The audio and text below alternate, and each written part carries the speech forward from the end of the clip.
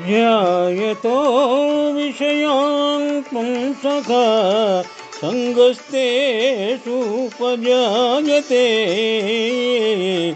सङ्गात् संज्ञायते कामः कामात् क्रोधो विजायते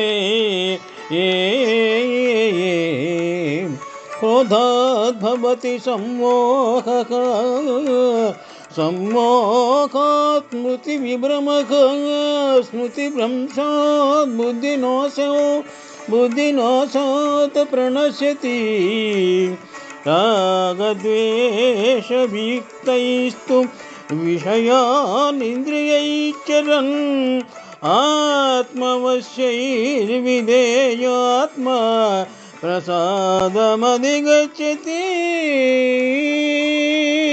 शुभम्।